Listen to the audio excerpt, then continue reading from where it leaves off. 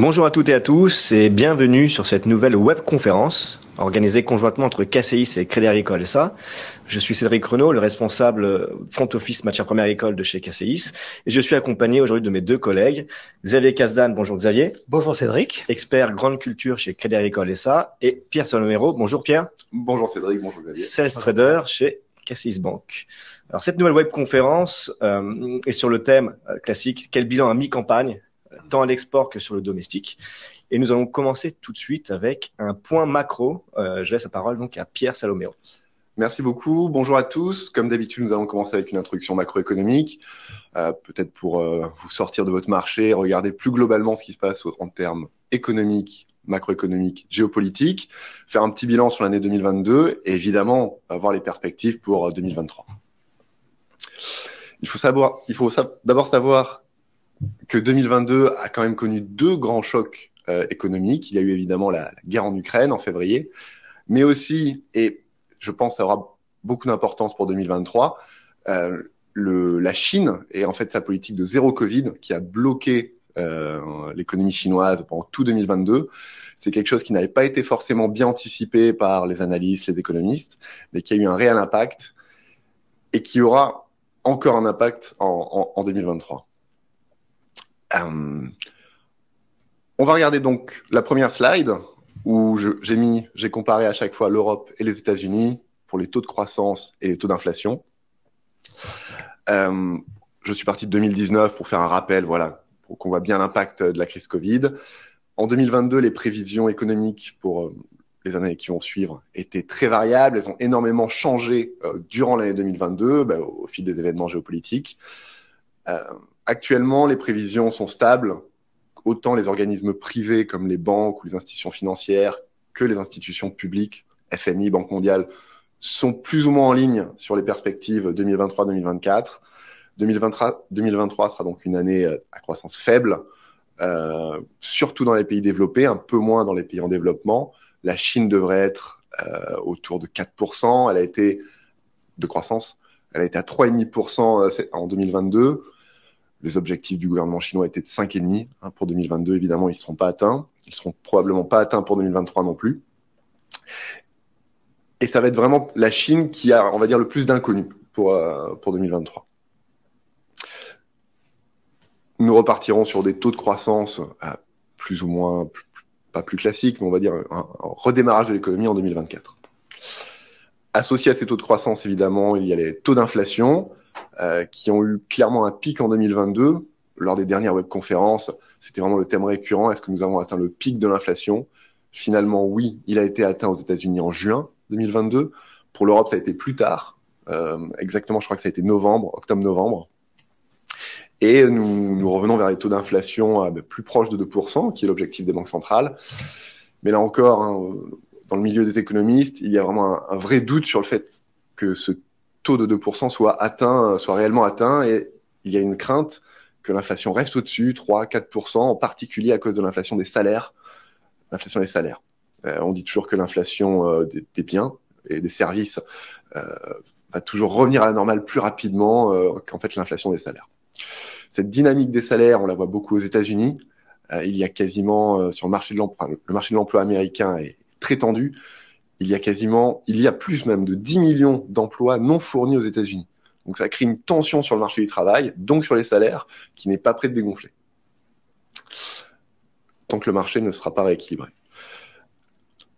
Donc les prévisions d'inflation pour 2023 sont évidemment à la baisse, mais on attend une inflation, un retour à la normale, pas avant 2024.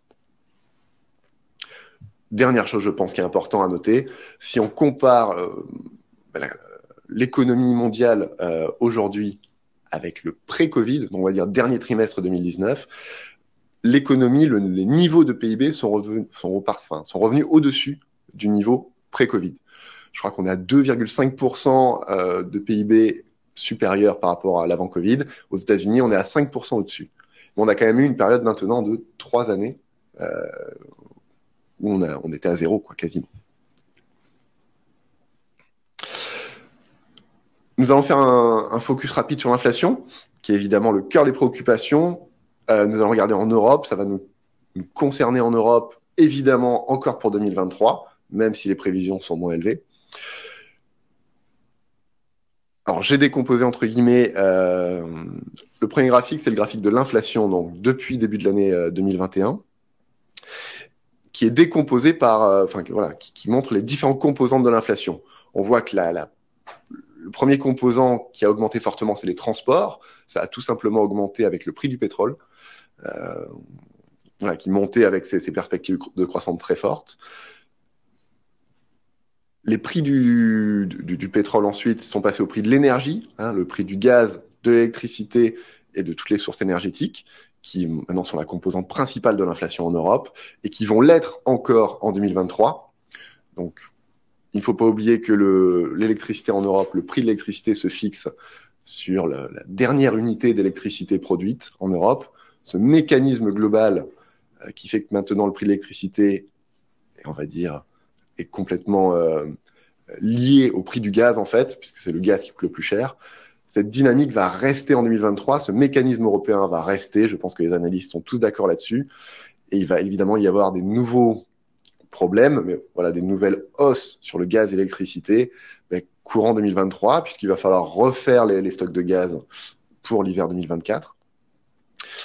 Donc, il y a vraiment un consensus sur le fait qu'il va y avoir une nouvelle tension sur ce marché du gaz et l'électricité en Europe, qui va évidemment peser sur l'économie européenne. À droite, je vous ai mis le graphique des prix de l'énergie. Cours de l'électricité, j'ai pris le cours en Allemagne, mais ça reflète bien les prix européens. Pour le cours du gaz, le prix aux Pays-Bas qui reflète aussi très bien les prix européens. Ils reviennent tous les deux en dessous de 100 euros par mégawattheure. Mais les tensions vont revenir. Voilà, il y a un vrai consensus. Ce n'est pas la fin de la crise énergétique. Ce n'est qu'une étape. Les tensions vont réapparaître. En dehors de l'énergie, pour l'inflation, il y a évidemment le prix de l'alimentation qui, lui, est une grande composante actuelle de l'inflation et qui va mettre aussi du temps à diminuer. Ça aussi va rester en 2023.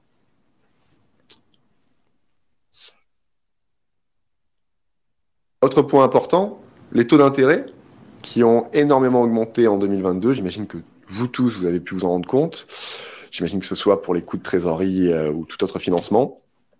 Les États-Unis ont à nouveau augmenté les taux, à nouveau. Ils ont commencé à augmenter les taux dès le début de 2022. En Europe, nous avons été un peu plus tardifs. Ça a commencé mi-2022. Nous avons été aussi plus progressifs qu'aux États-Unis pour différentes raisons. On l'a bien vu, nous connaissons une inflation en Europe, principalement qui vient des coûts de l'énergie. Une hausse des taux d'intérêt de la Banque centrale ne va pas avoir un impact fondamental sur cette énergie. C'est principalement pour ça que la Banque centrale européenne est plus timorée sur ces hausses, a des perspectives de hausse aussi bien moins hautes. Nous parlons beaucoup dans l'actualité du point pivot, de quand est-ce que nous allons arriver au taux d'intérêt directeur le plus haut de cette remontée. Donc, pour la Banque centrale européenne, nous allons atteindre 3,25%, 3,5% sur les taux directeurs, donc les taux court terme. Voilà, il y a un consensus autour de ça. Lors de la dernière réunion de la Banque centrale, la semaine dernière, Christine Lagarde n'a pas démenti ce taux. Par contre, il y a une vraie différence de perspective entre les marchés financiers, qui eux pensent que le point pivot est atteint, qu'il va y avoir une baisse des taux rapides, des taux directeurs rapides avant la fin de l'année. À l'inverse, le discours de la Banque centrale, lui, est toujours très rigide. Il assure que le point pivot n'est plus très loin, mais que le niveau des taux d'intérêt va rester sur ce pivot de 3,5 autour, car l'inflation va être persistante. Donc il y a un vrai débat finalement sur la sphère financière. Nous le voyons donc du côté de nos clients financiers. Les marchés sont vraiment très, très haussiers en ce moment. Il y a beaucoup de positifs. Dès qu'il y a une nouvelle positive, les marchés montent fortement. Le marché des obligations est quand même pas plus timide, mais voilà, un autre discours, on va dire. Le marché des taux va plus regarder et écoute beaucoup plus la Banque centrale. Le marché action, lui, est vraiment très, très haussier. Alors, malgré le discours de Christine Lagarde la semaine dernière, qui a vraiment voulu essayer de calmer ces marchés, faire comprendre que les taux d'intérêt allaient rester hauts pendant au moins toute l'année 2023. Donc il y a un vrai entre guillemets débat entre les marchés financiers et le discours officiel des banques centrales en ce moment. Slide suivante, j'ai trouvé ça intéressant de regarder du fait de cette discussion, de ce débat qu'il y a entre la réaction des marchés et l'état de l'économie, d'aller regarder l'estimation des bénéfices des entreprises, que ce soit en Europe ou aux États-Unis. Il y a évidemment de très bons résultats, ça c'est le post-Covid, la consommation a augmenté fortement, il y a vraiment une reprise économique qui se voit dans les résultats des entreprises. Pour la comparaison, j'ai pris l'indice européen qui regroupe les 600 plus grandes entreprises et l'indice américain des 500 plus grandes entreprises. Les estimations des deux côtés de l'Atlantique sont plutôt similaires. On voit vraiment sur les bénéfices des prévisions de pertes, en tout cas les 2 premiers trimestres de 2023 pour les entreprises globalement. Donc c'est une moyenne. Évidemment, les causes sont multiples. Il y a toujours cette inflation. Aux États-Unis, la dynamique de croissance, est portée par la consommation des ménages. Après le Covid, il y a eu un excès d'épargne aux États-Unis qui allait jusqu'à 2000 milliards d'excédent d'épargne. Depuis donc le début 2022, cet excédent était de 2000 milliards. Il a été diminué de moitié en fin d'année. Il y a eu 1000 milliards de consommation venant de l'épargne des Américains. En Europe, à l'inverse, ça a été totalement différent. L'excès d'épargne du Covid est resté à son plus haut en 2022 et a continué d'augmenter. Nous n'avons toujours pas puisé dans notre épargne en Europe.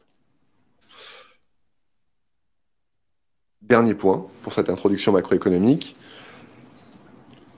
On ne peut pas ne pas parler évidemment du conflit ukrainien-russe.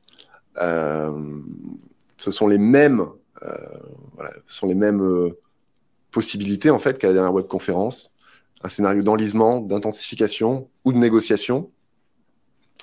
On voit bien que pour le scénario de négociation, ça devient de plus en plus compliqué. Les Ukrainiens ont des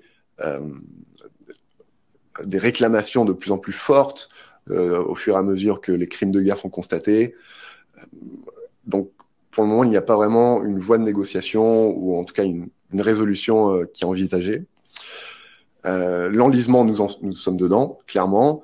Cette carte que j'ai mis à l'écran est une carte actualisée de vendredi, 3 février.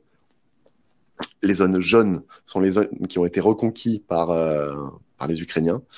On voit que ce n'est pas encore la majorité des territoires qui a été reconquis. Pour ce qui est des affrontements, il y a les points, les petits cercles rouges où ce sont des bombardements. Les cercles rouges pleins sont les affrontements sur le sol.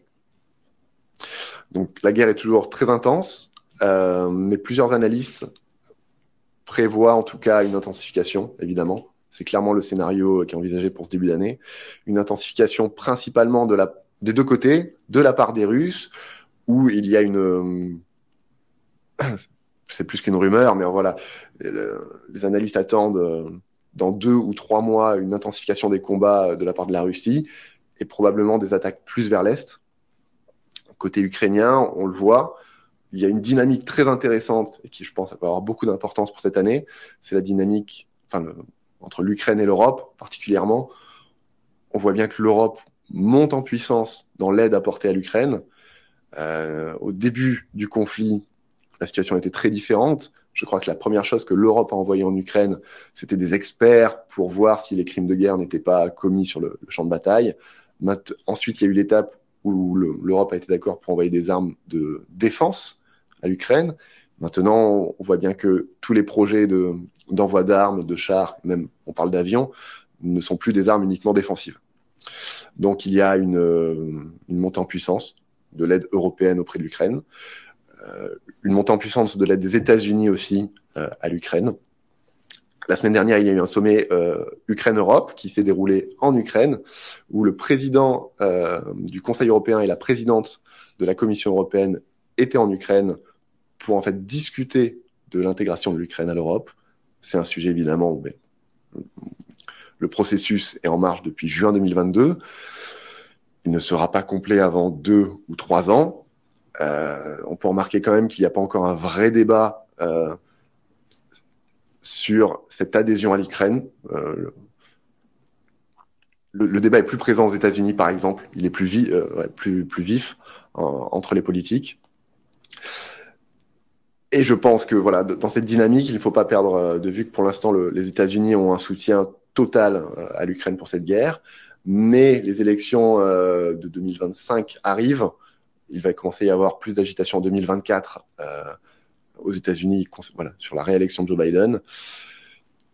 Donc, au fur et à mesure que le temps avance, il va y avoir une dynamique, je pense, intéressante sur est-ce que ce soutien à l'Ukraine va toujours être aussi constant dans le temps.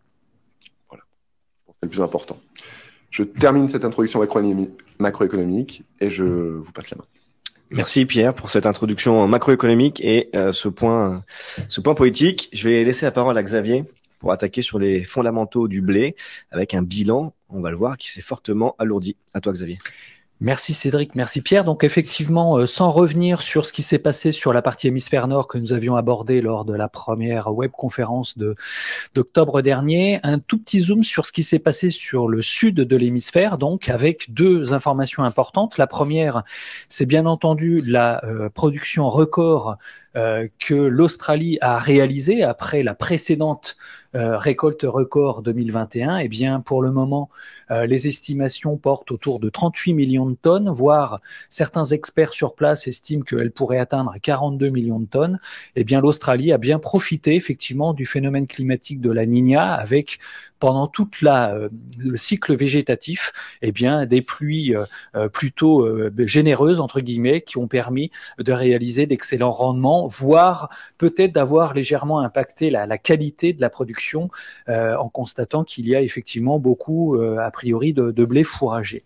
L'autre information sur l'hémisphère sud, c'est la problématique que l'Argentine connaît, avec une persistance de la sécheresse particulièrement forte, donc probablement liée au phénomène climatique de la Niña également, avec une estimation de production qui tomberait à 12 millions de tonnes, quand en récolte 2021, ils étaient à 22 millions de tonnes, donc une situation complètement différente, et donc une probable peu de présence attendue donc de l'Argentine en matière d'exportation au regard de ce niveau faible de la production. Tout ça pour dire que quand on intègre donc ce qui s'est passé sur l'hémisphère sud avec l'hémisphère nord, eh bien force est de constater que on devrait atteindre encore une nouvelle fois une production mondiale record, du jamais vu par rapport aux années précédentes.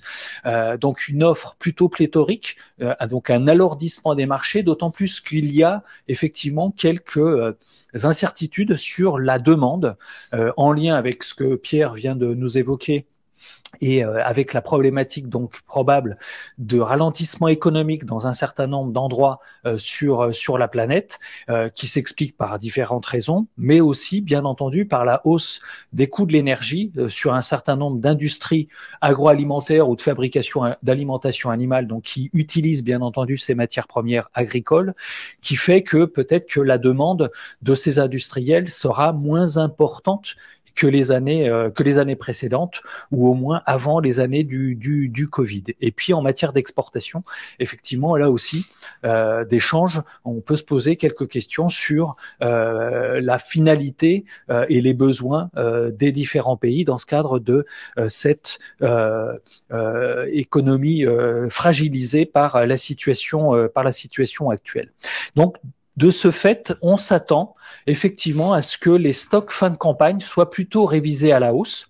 Alors, quand on regarde plus précisément et quand on retire en l'occurrence le poids de la Chine, parce que les stocks chinois, quand on fait cette balance, sont particulièrement importants, eh bien, la situation est différente selon les pays.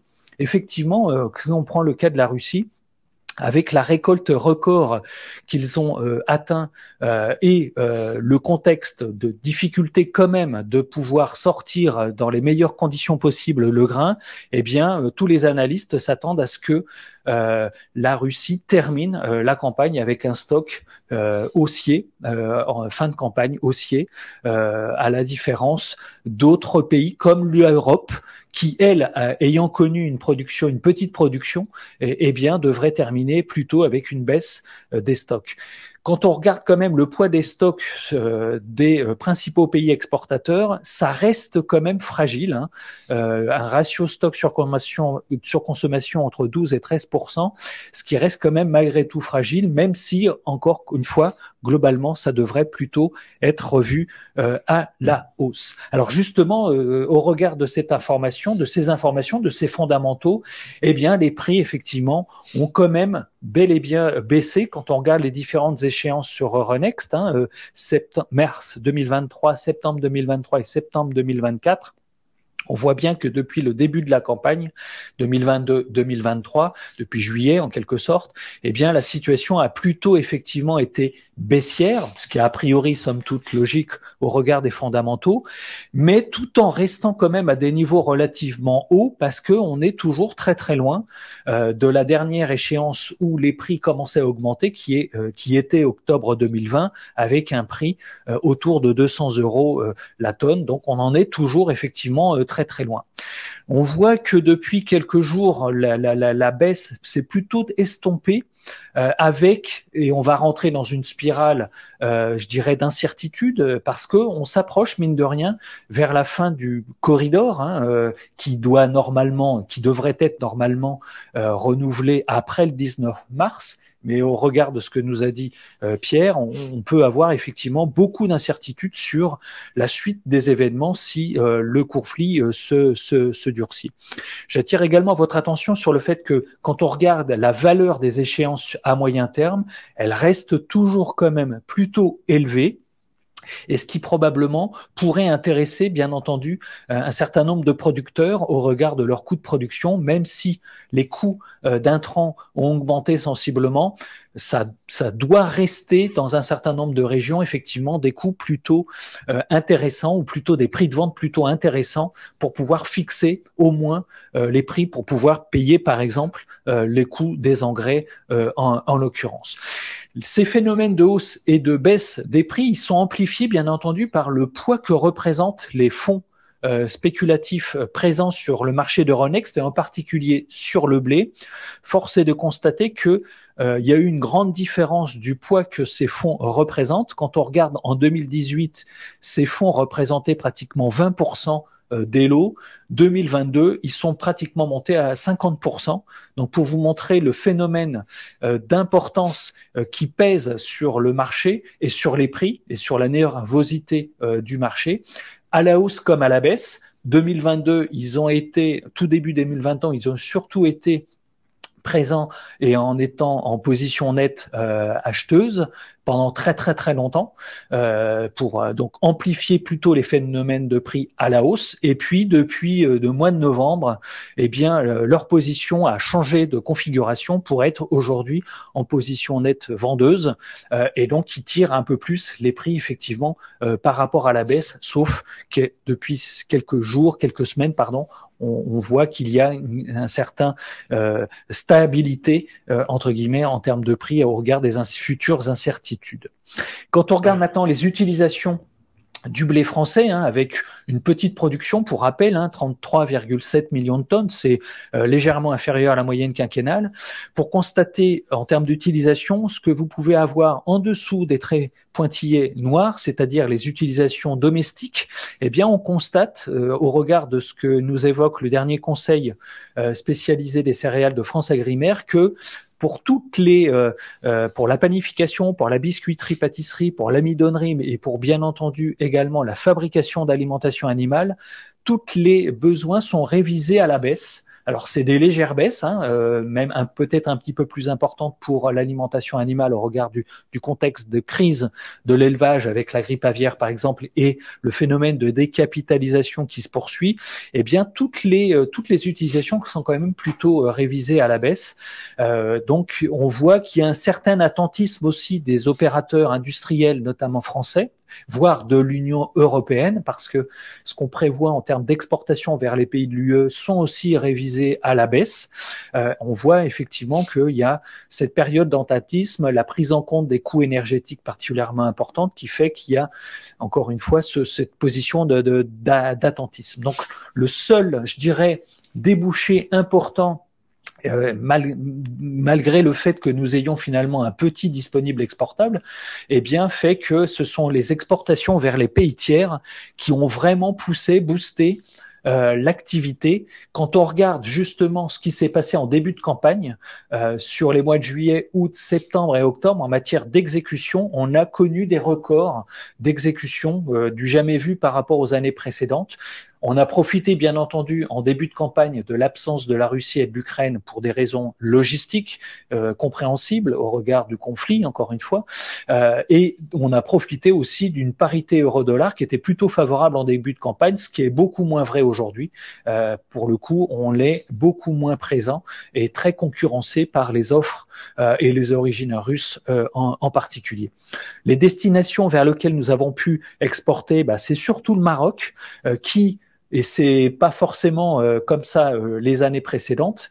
Et a priori, à mi-campagne, notre premier débouché avec une exécution tournant autour de 2,3 millions de tonnes. L'Algérie n'est bien entendu pas très très loin. On a beaucoup travaillé aussi vers l'Égypte. Et puis depuis plus récemment vers la Chine qui revient quand même effectivement aux achats. On y reviendra un petit peu après. Sauf que actuellement, on est effectivement plutôt concurrencé par les origines russes qui vraiment sont très très très compétitives actuellement sur le marché et quand on regarde leur situation en matière d'exportation avec le disponible exportable estimé autour de 45 voire 50 millions de tonnes à mi-campagne, ils auraient quand même déjà exécuté 22,5 millions de tonnes, ce qui est quand même finalement considérable. Hein. Je rappelle que le blé russe n'est pas, il n'y a pas d'embargo sur le blé russe, il y a des sanctions qui sont prises sur le système bancaire, sur toute la problématique de la logistique, mais il n'y a pas d'embargo bel et bien sur la matière première agricole russe, et ce qui fait que la Russie a effectivement pu sortir finalement pas mal de quantités, notamment vers les pays amis, vers l'Égypte, vers l'Iran, et puis vers un certain nombre de pays, avec la petite particularité quand même, différence avec les années précédentes, mais là du coup c'est lié aux sanctions, c'est surtout la renationalisation des exports qui sont surtout assurés par des exportateurs russes et beaucoup moins par les ABCD qui sont bien entendu beaucoup moins présents. Toute la question maintenant, c'est de savoir comment ça va se passer sur la deuxième partie de campagne et c'est là que, au regard du contexte du ralentissement économique, qu'on peut s'attendre à ce que effectivement la Russie termine avec un stock fin de campagne plutôt record. Alors, on va être prudent sur les estimations. On évoque effectivement un record autour de 22 millions de tonnes. Quand on regarde la situation en Ukraine, là, la situation est un petit peu plus compliquée, bien entendu, par rapport aux années précédentes, à mi-campagne, avec 46% d'exportation en moins. Mais on voit que le corridor, quand même, depuis juillet, a permis d'exporter quand même beaucoup du blé par voie maritime en fait grâce à ce corridor et il faut remarquer que que les Ukrainiens ont exporté pas mal de blé vers les pays de l'Union européenne, probablement pour permettre par un effet de soutien bien entendu d'un certain nombre de pays de l'Union européenne vis-à-vis de la situation en Ukraine. Toute la question est de savoir maintenant comment ça va se passer à la suite de ce corridor qui prend fin normalement le 19 mars prochain. Enfin, en termes de seuil de commercialisation, j'en ai un petit peu parlé, effectivement, récolte 2022, alors selon les rendements, bien entendu, des exploitations agricoles et les régions, ce seuil de commercialisation pouvait être estimé entre 190 et 230 euros. Donc, quand on compare avec les échéances qu'on a vues précédemment, eh bien, on peut penser que les marges étaient plutôt présentes. Récolte 2023, ça se complique effectivement un petit peu plus au regard surtout des coûts et de l'augmentation des coûts d'engrais et des amendements. Et là, le seuil de commercialisation est plutôt en augmentation très large à travers ces estimations parce que bien entendu tout dépend des rendements, mais ce seuil de commercialisation est estimé entre 230 et 280. Ça peut être un petit peu plus compliqué quand on regarde les récentes échéances, mais je vous rappelle quand même que sur toute la dernier trimestre 2022, les prix étaient quand même supérieurs à 300 euros. Et on a constaté que finalement, il n'y avait pas tant d'engagement que cela à cette période-là Bon, c'est dommage, entre guillemets, parce que c'était quand même l'occasion de valoriser les coûts d'engrais en particulier. À noter enfin que certains exploitants ont commencé à s'engager, bien entendu, sur cette récolte 2023. Selon la région, c'est différent, entre 5 et 25% selon là où on se situe. Et on a entendu parler même de prise de position sur la future récolte 2024. Tout ça pour dire que le comportement des agriculteurs dans ce contexte depuis la pandémie a quand même bel et bien changé. Cédric, tu peux nous dire sur l'analyse technique dans ce contexte de blé? Merci Xavier pour ce point très clair. Alors avant de commencer sur l'analyse technique, un point rapide sur la météo. Voilà, donc vous avez une carte du site de l'USDA sur le mois de février. On va dire 2 points d'attention pour avancer sur cette présentation. L'Amérique du Sud, au centre des regards des opérateurs, au centre des attentions. En Argentine, on a le retour d'un temps un peu plus sec, mais des pluies devraient revenir d'ici la fin de semaine et sur la semaine prochaine. Le point d'attention se situe également sur le Brésil. Le Brésil, on a énormément de pluie, ce qui vient retarder le travail des récoltes du soja. On a un gros retard, notamment dans l'état clé du Mato Grosso. Un temps plus sec est également annoncé normalement sur les 10 prochains jours, ce qui devrait permettre d'avancer un petit peu le travail dans les champs. Le point d'attention actuel avec les pluies, c'est que ça risque de retarder les semis de la safrinha, donc la deuxième récolte de maïs au Brésil, qui représente à peu près 75% de la production. Et cette récolte est sur le marché à l'export sur l'été prochain, donc juillet-août. Ce qui veut dire si les conditions, les mauvaises conditions persistent sur le Brésil, on pourrait avoir un retard de la safrinha sur la mise en marché et peut-être également éventuellement une dégradation des perspectives de production. Ça, c'est le premier point. Sur la partie européenne, pour le moment, on n'a pas de gros points d'attention. Peut-être un manque de couverture neigeux sur la partie sur la Russie, mais c'est pas un point inquiétant pour le moment. On a des températures qui sont dans la normale, voire même légèrement au-dessus. Autre fait marquant à suivre sur 2023, d'après les météorologues et les prévisions, c'est donc la fin de l'épisode La Niña. Après 3 années de La Niña, on aurait par contre cependant un retour du phénomène El Niño cette fois-ci. Alors plutôt prévu sur la fin de l'été, voire le début de 2024. Voilà, à savoir que l'année la plus chaude sur ces dernières années, c'est 2016 et c'était marqué par le phénomène El Niño. Donc il faudra le suivre attentivement dans les prochains mois. Avant d'aller sur l'analyse technique, très rapidement, on a un point sur les grains d'une manière générale. Vous avez ici le Bloomberg Commodity Index, c'est le benchmark en fait sur les matières premières agricoles avec dans la composante, on a 23% des céréales, comme vous pouvez le voir à l'écran, et 30% sur l'énergie. On voit que avant le début du conflit, le Bloomberg Commodity Index était sur les 112 points environ. À la dernière conférence, on était autour des 114 points. Et finalement, on voit que les prix ont baissé ces dernières semaines, notamment sur le blé, vous l'avez vu, sur le colza également. Et on a un indice qui revient traiter sur une moyenne de ces dernières années autour des 107 points. Sur la position des fonds, à l'écran, vous avez la position des fonds à octobre, c'est-à-dire lors de la dernière webconférence. On avait une position nette des fonds de 275 000 contrats. Et je l'ai actualisé. Donc à la semaine dernière, la position des fonds, on est à plus 358 000 contrats. C'est-à-dire que les fonds ont renforcé leur position nette longue et on va le voir juste derrière sur cette slide ici présent à l'écran. Vous avez donc des opposés en fait. Vous avez sur le maïs une position des fonds qui est longue de 202 000 contrats. Si on regarde par rapport à la dernière conférence, ils ont vendu 65 000 contrats par rapport à octobre dernier. Sur Chicago, par contre, et Xavier l'a abordé tout à l'heure, les fonds ont une position nette plutôt short de 74 000 contrats. Ils ont revendu 54 000 contrats par rapport à octobre dernier. Et donc, ça s'est bien fait ressentir sur les cours, le contrat sur le Mars a baissé d'1,65 $ environ, soit 18%, pour venir consolider autour des $7,50, $7,60. À l'inverse, sur le complexe oléagineux, c'est totalement l'opposé. Sur le soja, les fonds sont très longs, 146 000 contrats. On est quasiment sur les plus longs historiques. C'était il y a 2 semaines maintenant, en janvier. Ils ont racheté 81 000 contrats par rapport à notre dernière conférence. Et ça s'est ressenti également sur les prix avec une hausse de plus d'1,40 $ sur le soja Mars, soit 10% de hausse pour consolider autour des $15,40. Et sur le tourteau de soja, c'est un peu pareil. Ils sont très longs, avec une position nette longue de 135 000 contrats, un ajout de 50 000 contrats dans le marché et $80 sur le tourteau de soja depuis notre dernière conférence, soit quasiment 20% de hausse. Alors de tout ça, qu'est-ce qu'on peut en tirer?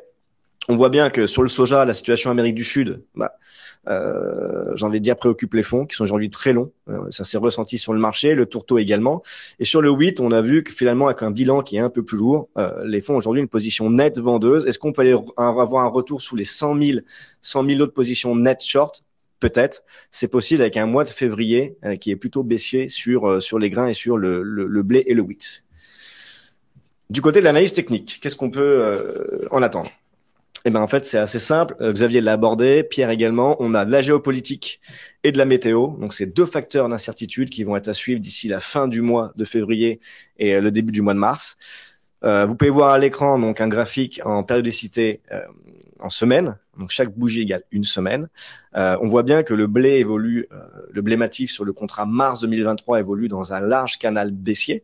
Donc avec pour moi 2 points, un point de sortie qui reste le gros support des 275,75 avec en cas de cassure on pourrait revenir chercher la zone des 260 €. Pour moi c'est mon scénario favori. On peut avoir un blé qui revient se négocier autour des 270 € d'ici la fin du mois de février avec un mois baissier sur le mois de février.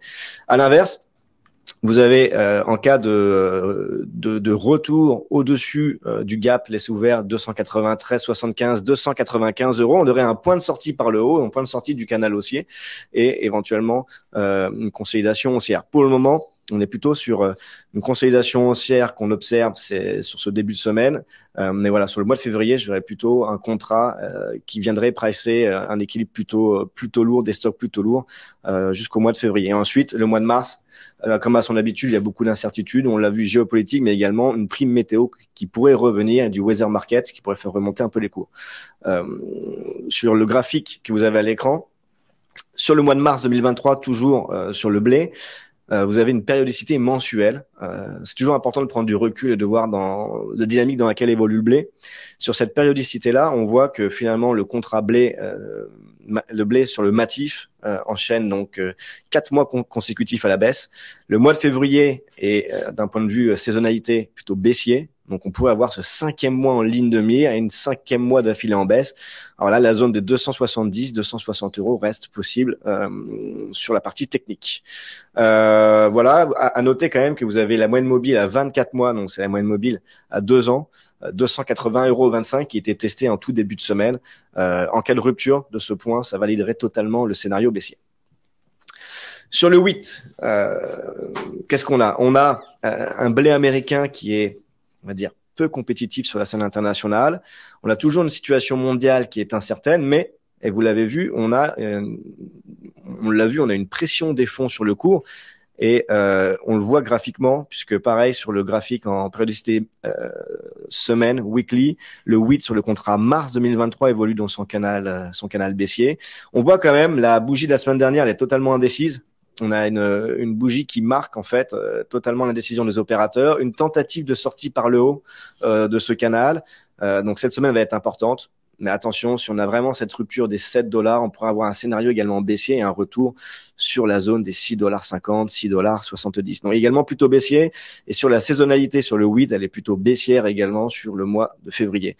Donc voilà, sur les grains, on est plutôt sur la baisse. Xavier, à toi la parole sur le complexe oléagineux. Alors très vite sur le complexe oléagineux, on est effectivement au regard de la situation mondiale et sur toutes les espèces concernées par les oléagineux, également sur une situation pléthorique entre guillemets, a priori, que ça soit en soja, que ça soit en tournesol, que ça soit sauf en tournesol, que ça soit en colza surtout. On a un retour, je dirais, à la normale après quelques années plutôt compliquées, et donc qui vient bien entendu abonder le poids des stocks qui se reconstituent dans ce contexte-là. Donc un environnement plutôt lourd entre guillemets sur les principales matières premières, donc concernant les oléagineux.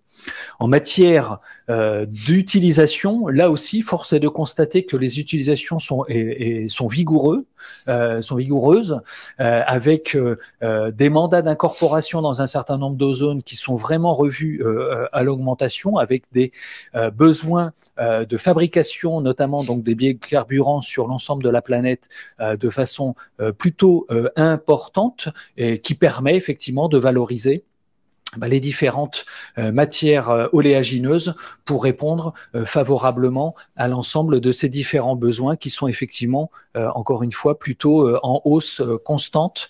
Donc, une bonne production, une utilisation plutôt bonne, voire très bonne dans un certain nombre de régions. On voit que on revient, je dirais, à la normale après la crise de la Covid, et donc finalement toutes les matières premières en profitent de façon importante. D'autant plus que quand on regarde les importations, que ce soit en graines ou que ce soit en huile végétale, on voit que ces importations finalement concernent que peu de zones. C'est surtout la Chine et c'est surtout l'Union européenne. L'Union européenne avec une augmentation très significative des importations de graines, d'autant plus avec les décisions prises pour limiter les importations liées aux matières premières qui génèrent de la déforestation et également concernant le palme. Donc ça vient rehausser bien entendu l'importation importante de différentes graines, j'y reviendrai. Et puis les huiles végétales, même chose, toujours pour répondre à l'ensemble de ces besoins de fabrication de biodiesel, eh bien, comme l'Inde, comme la Chine, comme les États-Unis, bien entendu, sont effectivement plutôt forcément un grand importateur de matières liées au complexe oléagineux. Concernant l'Union européenne, ce que je viens de dire en fait, effectivement, et au regard des décisions prises sur le palme et le soja, notamment brésilien, eh bien, on voit qu'il y a effectivement des conséquences en fait sur les fournisseurs sur ces sujets-là. Et puis à noter également concernant le colza. Et par rapport au conflit entre la Russie et l'Ukraine, eh bien, une politique de soutien de l'Union européenne en matière d'importation de graines en provenance donc de colza et de tournesol en provenance, bien entendu, de l'Ukraine. Alors, dans ce cadre-là, avec cette offre plutôt importante, ce retour à la normale et donc la reconstitution des stocks, eh bien, les prix, effectivement, se sont corrigés de façon assez significative, notamment pour le colza et le tournesol. Pour rappel, le colza et le tournesol avaient, à un moment donné, dépassé les 1 000 € la tonne, ce qui était complètement du jamais vu les années précédentes. Là, on revient sur, je dirais, une baisse assez significative au regard, encore une fois, de ces fondamentaux, mais sans retrouver comme même les niveaux d'avant le conflit, d'avant le Covid. On est encore effectivement plutôt éloigné, avec aujourd'hui une orientation des prix qui est plutôt effectivement en cours de stabilisation, et avec un comportement des fonds financiers également sur Euronext qui a changé, avec une position nette acheteuse actuellement, vendeuse pardon, qui est différente de ce qui s'est passé les période précédente. Même constat concernant le prix des huiles, avec effectivement une baisse liée au contexte, je dirais, pléthorique concernant l'offre, mais avec quand même un soutien lié par rapport aux besoins des industriels. Et puis à noter également le fait que sur les tourteaux, on est plutôt là sur un maintien des prix et pas forcément sur une baisse significative qu'on peut constater concernant les huiles végétales. Cédric, en termes d'analyse technique? Sur le colza natif, on regarde le contrat mai également 2023, périodicité en semaine, donc ce graphique en weekly. On voit effectivement ce que vient de dire Xavier, on a eu un bilan lourd, notamment avec le canola qui a fortement baissé ces dernières semaines. Maintenant, on voit qu'on est sur une phase de consolidation. Le colza est venu chercher le support des 520, 521 €. On voit que la bougie de la semaine dernière, elle est également indécise, mais elle montre un retour des opérateurs à l'achat sur le colza.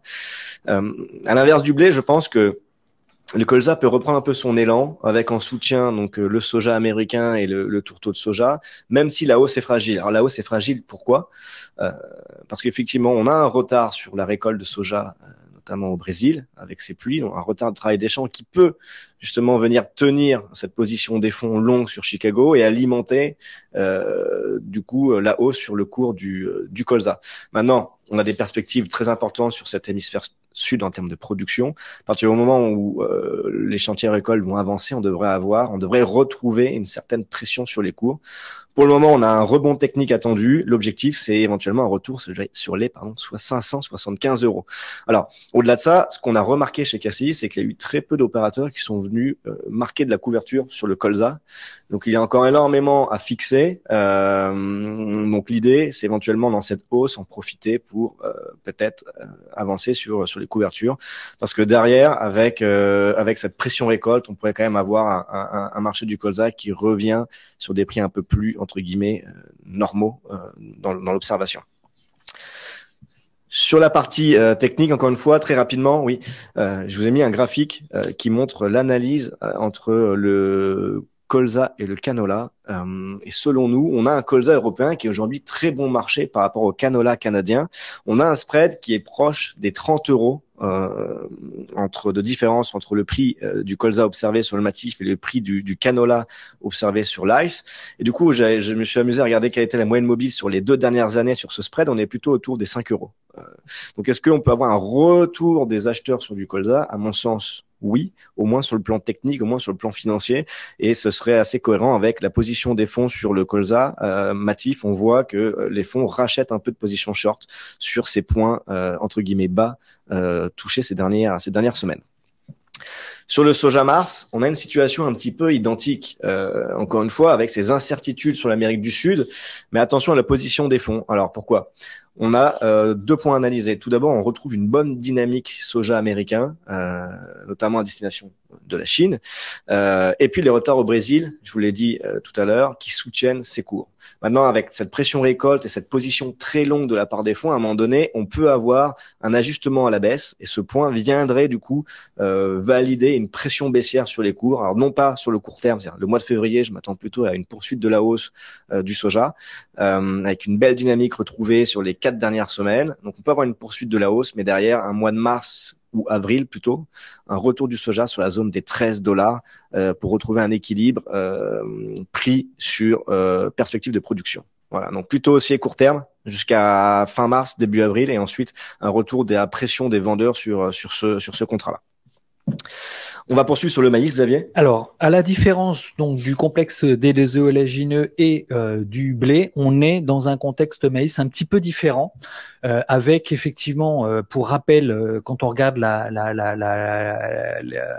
map monde, la situation des niveaux de production en cours ou à venir, eh bien, force est de constater qu'effectivement, on devrait connaître une campagne 2022-2023 plutôt déficitaire à l'échelle mondiale concernant le maïs. Je reviens pas sur les déboires liés au déficit hydrique en Europe, avec donc une production qui a dévissé d'environ 24% par rapport à la récolte précédente. Je reviens pas sur le cas de l'Ukraine, bien entendu. Je reviens pas non plus sur le cas des États-Unis qui aussi a été confronté à la problématique de déficit hydrique. Sur la partie hémisphère sud, comme évoquait Cédric, il y a effectivement quelques inquiétudes au regard de la situation des semis, en particulier depuis quelque temps. Eh bien, on constate que à travers la lecture de ce que peut nous annoncer le CIC par exemple ou l'USDA, que on devrait être effectivement sur un bilan plutôt mondial déficitaire, donc plutôt sur une certaine tension concernant ce marché du maïs. Sauf que pour le moment, effectivement, ça se traduit pas forcément par les prix, parce que en termes d'activité, en termes d'échange, on est encore sur une campagne 2022-2023 où les incertitudes sont quand même encore assez nombreuses, et où sur notamment un pays qui fait quand même la pluie et le beau temps en matière de prix, c'est quand même le comportement de la Chine, qui en début de campagne était très peu présente en termes d'achat au regard de cette politique de zéro Covid. le fait d'avoir levé un certain nombre de restrictions et de permettre effectivement à ce que l'économie chinoise puisse repartir, effectivement, on revoit à nouveau la Chine aux achats, mais on ne prévoit pas à ce qu'elle soit aussi présente que les années précédentes, et donc tout ça a un impact, bien entendu, sur les besoins et en matière d'importation et en particulier donc sur le cas de la Chine. Par contre, l'Europe, bien entendu, avec la petite production qu'elle a connue, elle est fortement dépendante des importations et en particulier, bien entendu, du maïs ukrainien, même s'il y a un petit peu moins de maïs ukrainien, bien entendu, au regard de la situation géopolitique liée au conflit, mais elle est devenue, l'Union européenne, à aujourd'hui, on estime qu'elle sera probablement le premier acheteur mondial de maïs sur cette campagne 2022-2023. À noter enfin que le Brésil, qui a beaucoup de disponibilité, et connaît des chargements plutôt dynamiques, importants, et d'ailleurs, en particulier d'ailleurs vers la Chine. Donc en plus de l'importation de maïs des États-Unis, eh bien aussi, il faut noter maintenant de l'importation du maïs brésilien à destination de la Chine. Mais on est quand même dans un environnement d'incertitude et qui explique probablement la configuration des prix. Parce que quand on regarde l'évolution des différentes échéances, alors que, encore une fois, on est plutôt sur un bilan tendu, on pourrait s'attendre à ce que les prix soient plutôt haussiers. Par effet sympathie, en fait, le prix du maïs, pour le moment, au moins en ce début de campagne, il a plutôt eu un effet sympathie avec ce qui s'est passé sur le blé et sur les autres matières premières comme le complexe des oléagineux, encore une fois parce que la demande mondiale, elle est toujours un petit peu hésitante. Après, quand on regarde quand même les niveaux de prix, même constat que sur le blé ou que sur le colza, on est quand même toujours sur des niveaux qui sont très très éloignés des derniers prix au moment où les prix commençaient à augmenter, les fameux 160 € août 2020, eh bien on en est quand même effectivement toujours très très loin. On peut penser que pour cette dernière partie de campagne 2022-2023, à ce que le maïs soit finalement le driver des prix sur le reste des matières premières, avec effectivement probablement un potentiel de hausse, mais tout ça dépendra effectivement d'un certain nombre de facteurs en l'occurrence. Je reviens pas sur le cas de la France, mais effectivement, la production a été vraiment très très très décevante, hein, moins 23% par rapport à la moyenne quinquennale, avec une production orientée autour de 10 millions de tonnes, qui s'expliquait bien entendu déjà par une baisse des surfaces et qui s'expliquait bien entendu aussi par une baisse importante des rendements au regard de déficit hydrique sur un certain nombre de situations de régions françaises. À noter que en matière de maïs, ça se présente pas très bien non plus pour la future campagne parce que on estime que les prix, que les surfaces pourraient encore baisser au regard de cultures plus avantageuses ou moins chères en termes de coûts d'intrants en particulier. On peut penser en l'occurrence au tournesol sur ce sujet-là. En termes d'utilisation, enfin, effectivement, et au regard de ce que j'ai évoqué sur le blé en matière d'utilisation concernant le principal débouché qui est la fabrication d'alimentation animale, avec la décapitalisation, avec la problématique de la grippe aviaire qui sévit encore de façon assez importante dans un certain nombre de régions, eh bien, les utilisations sont quand même très, très revues en baisse par rapport aux années précédentes, au même titre que les exportations vers les pays de l'Union européenne, parce que le maïs français, pour le moment, est très très peu compétitif par rapport notamment au maïs ukrainien importé par un certain nombre de pays, dont l'Espagne en particulier. En termes d'analyse technique, alors sur l'analyse technique, je rejoins ce que vient de dire Xavier. On a un bilan totalement différent de celui du blé, un bilan un peu plus étroit. Donc avant de commencer l'analyse technique sur le maïs, je vous ai mis le spread blé-maïs. Donc ce spread blé-maïs qui aujourd'hui tourne autour des 5 €. On voit bien qu'il est dans une dynamique plutôt baissière, avec un blé qui pourrait baisser et un maïs se tenir. À Cassis, on voit plutôt ce spread en territoire négatif.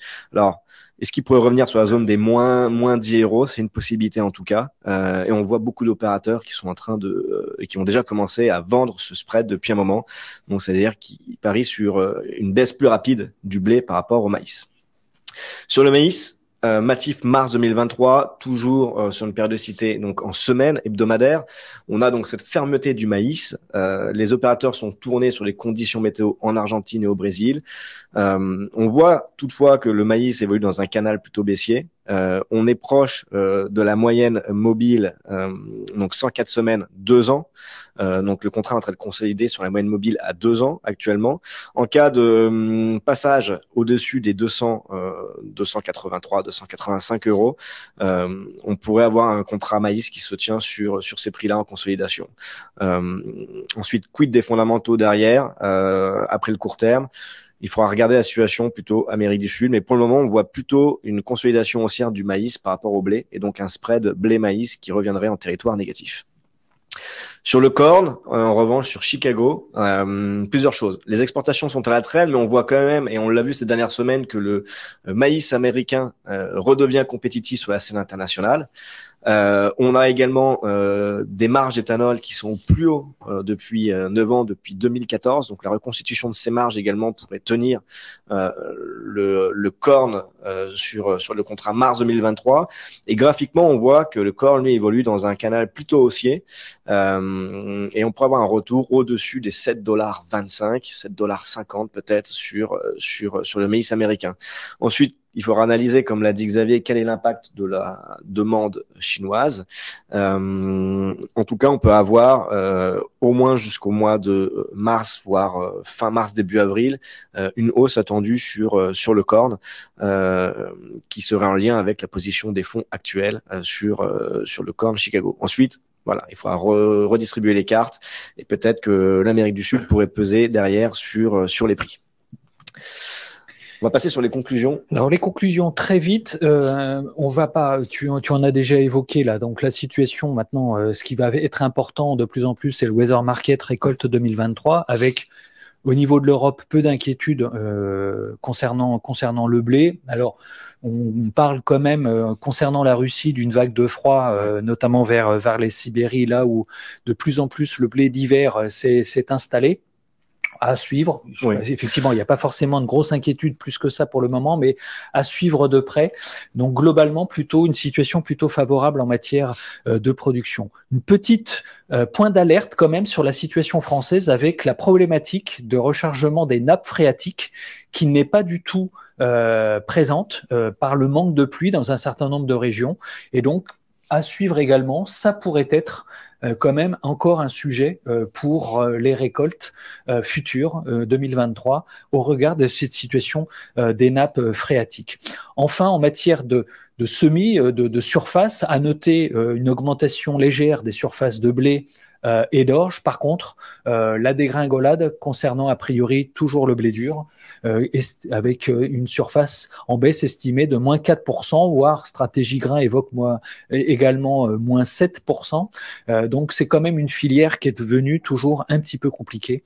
Malheureusement, alors que la prime blé dur par rapport au blé tendre était plutôt favorable effectivement au blé dur en l'occurrence, mais culture compliquée, nécessitant pas mal d'intrants, nécessitant beaucoup d'observations, c'est probablement plus facile de produire un blé tendre. Enfin, les surfaces de colza, elles aussi, ont plutôt tendance à augmenter par rapport aux années précédentes, avec par contre une zone Île-de-France, Centre-Val de Loire, où les prévisions sont plutôt baissières par rapport aux autres régions. Enfin, la conclusion, elle est effectivement pas très très simple, hein. Il y a bien entendu énormément de drivers qui viennent influer de près ou de loin sur les prix, les niveaux de prix. Ce qui est probablement sûr, c'est que la volatilité des prix, elle sera toujours bel et bien présente. La demande, j'y reviens pas, mais reste toujours un petit peu fragile et génère quand même beaucoup d'incertitudes, notamment par rapport aux capacités des industries au regard de leurs coûts énergétiques, à faire fonctionner correctement leurs usines, d'autant plus que c'est pas un problème franco-français, c'est bien international ce sujet. L'appétit chinois, je n'y reviens pas. Le maïs, potentiel driver sur la fin de campagne 2022-2023, sans compter bien entendu le weather market qui va commencer à poindre son nez et à influer les tendances de prix, et le durcissement du conflit sur lequel on a bien compris que l'enlisement et ce durcissement nous indiquaient que la résolution de ce conflit, c'était pas quand même pour demain, et donc c'est quand même bien compliqué d'y voir clair dans ce contexte-là. Pierre, tu voulais rajouter quelque chose? Oui, peut-être. Poursuivre avec cette conclusion, cette très bonne conclusion. Peut-être côté financier, il y a un thème d'investissement en ce moment qui a été mis un peu en sourdine en 2022, principalement à cause de la politique zéro Covid de la Chine. Mais la banque Goldman Sachs remet en avant son thème d'investissement du super cycle des matières premières qui pourrait tourner à plein régime entre guillemets en 2023. C'est vraiment un thème d'investissement qui est auprès de tous les fonds financiers. Principal argument pour ce thème, c'est la reprise de l'économie chinoise après la politique zéro Covid. Goldman Sachs fait des estimations très haussières, une hausse du Brent de 43%, passant au-dessus de $100, le cuivre passant au-dessus de $10,000. Donc c'est vraiment un thème présent qui, je pense, au vu de cette conclusion, doit être souligné. Voilà. Après, par exemple, pour contrebalancer ça, par exemple, l'Institut Cyclope, lui, est beaucoup plus prudent vis-à-vis de ce super cycle, en particulier sur la reprise chinoise, c'est là où tout va se jouer. Par exemple, un des arguments parmi d'autres, la Chine a perdu quasiment 1 million de personnes en population cette année. Alors sur la population totale, ça ne représente pas beaucoup, mais c'est quand même quelque chose qui est qui apporte beaucoup de décroissance. Donc voilà, je pense que ce thème financier du super cycle va beaucoup se jouer en Chine, à suivre. Donc. Merci Pierre. Alors on a quelques questions. On a une question de Bruno sur la production russe. Donc 91 millions de tonnes de production de blé en Russie. Est-ce que ce niveau de production peut devenir la référence de marché? Alors, on l'a vu, il y a eu des annonces lors du Paris Grains Day la semaine passée, avec une remise en cause des chiffres de la Russie. Ça n'a pas eu une énorme conséquence sur les marchés, ça a fait remonter le blé de 3 à 5 euros. Aujourd'hui, il y a énormément de confusion sur ces chiffres. Effectivement, si on perd 10 millions de tonnes, les bilans sont pas forcément les mêmes. Maintenant, le stock de blé russe en fin de campagne est plutôt estimé autour des 22 millions de tonnes, ce qui est conséquent, comme l'a dit Xavier. Sur la production à venir, on a quelques chiffres qui commencent à sortir autour des 82, 83 millions de tonnes. Alors tous ces chiffres, moi je les prends avec des pincettes parce que le pays est tellement grand et qu'il y a encore énormément de temps avant la prochaine récolte de blé russe. Il peut se passer énormément de choses. L'année dernière, à date, on était autour des 82 millions de tonnes. Et finalement, la Russie a fait sa plus belle récolte au niveau historique. Donc pour le moment, tous ces chiffres, il faut les prendre avec des pincettes et on verra à l'avenir. Une autre question, Xavier. Alors, l'échéance mai a-t-elle une perspective de hausse et de combien en fonction des différents produits? Ah oui. Très honnêtement. Ouais. Je vais essayer. Alors sur l'échéance, mais alors si on peut se mouiller un petit peu, on va dire que sur l'échéance déjà mars. Il y aura une période de weather importante avec on est plutôt baissier sur l'échéance mars, au moins jusqu'à fin février, mi-mars. Donc le contrat va sortir ensuite. Sur l'échéance mai, l'échéance mai, en règle générale, elle vient juste derrière. Donc on aura les points géopolitiques, les points météo. Donc effectivement, on pourrait repartir d'un niveau autour peut-être des 270 pour remonter derrière. Pour l'instant, c'est compliqué. En tout cas, d'un point de vue marché aujourd'hui, les marchés sont très calme, il y a peu de volume. Les agriculteurs ont très peu fixé, on l'a vu avec les différentes caisses régionales du Crédit Agricole lorsqu'on a fait un point. Et il y aura des choses à faire. Si baisse il y a sur le blé, comme attendu, pourquoi pas essayer de regarder des options également. Alors de couverture en cas de problème météo géopolitique, donc des calls très décalés, même si la volatilité est encore importante, ça peut vous permettre éventuellement de récupérer une partie entre le physique et le terme. Ensuite, il y a une question de Léopold sur les exportations, donc l'impact sur les prix. Mais alors surtout, on voit surtout que le blé aujourd'hui, si on fait un point exportation, Il y a plusieurs choses. Sur les appels d'offres, par exemple, d'aujourd'hui sur l'Algérie, on voit que le blé français est un peu moins compétitif que le blé roumain, que le blé balte ou le blé des Balkans. Même le FOB allemand 11,5 est $1 moins cher que le blé français. Donc ça, ce sera intéressant de suivre. On a une compétitivité de la part donc des blés roumains et du blé bulgare également. Il nous reste plus beaucoup. On va dire que le gros du travail a été fait sur la partie exportation pays tiers. On va avoir du Maroc qui va revenir aux achats donc entre février et avril. Donc finalement aujourd'hui le marché physique il est relativement calme avec des primes qui sont plus ou moins flat.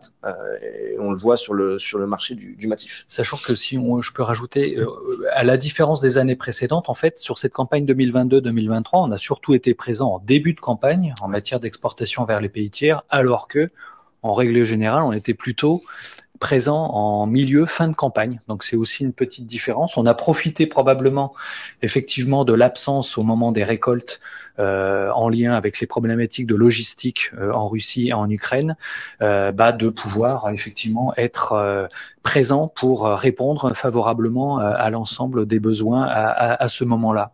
Ouais. Pardonnez-moi, dernier point, c'est le fait que les besoins domestiques soient effectivement légèrement inférieurs et revus plutôt à la baisse permet quand même donc de retrouver un petit peu de disponible exportable supplémentaire. Alors encore une fois, dans quelle mesure il faudra voir cette question-là lors du prochain Conseil de France Agrimaire. Mais c'est vrai que ça vient quand même alimenter un surplus entre guillemets de disponibles exportables qui n'était pas forcément prévu au début de la campagne.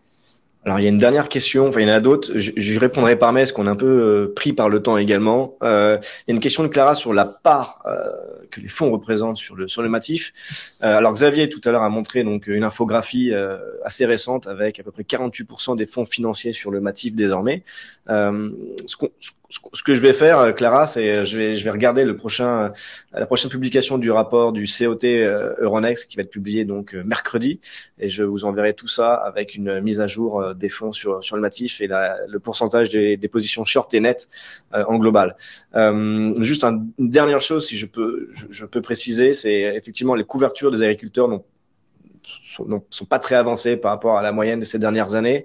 Et autre point, vous avez des nouveaux outils mis à disposition par l'équipe KCIS, notamment pour travailler vos ordres et votre gestion risque-prix un peu plus, on va dire, facilement en travaillant sur des moyennes, que ce soit le VWAP ou le TWAP. N'hésitez pas à revenir vers nous. On a de plus en plus de clients qui le font, et vous, ça vous met totalement beaucoup plus à l'aise avec votre cadre de gestion des risques par rapport à votre position. Voilà, il y a énormément de volatilité. Vous pouvez travailler ces VWAP, ces TWAP sur une journée, sur une semaine, sur plusieurs, sur une autre période, essayez de les travailler et en fait vous déléguez cette partie en travaillant un prix moyen, et c'est important de le souligner aujourd'hui. Dernier point avant de se quitter, la prochaine webconférence, ce sera le mardi 13 juin de 9h à 10h. Nous vous remercions pour la participation et à très bientôt pour cette nouvelle webconférence. Bonne journée. Bonne journée. Bonne journée. Merci.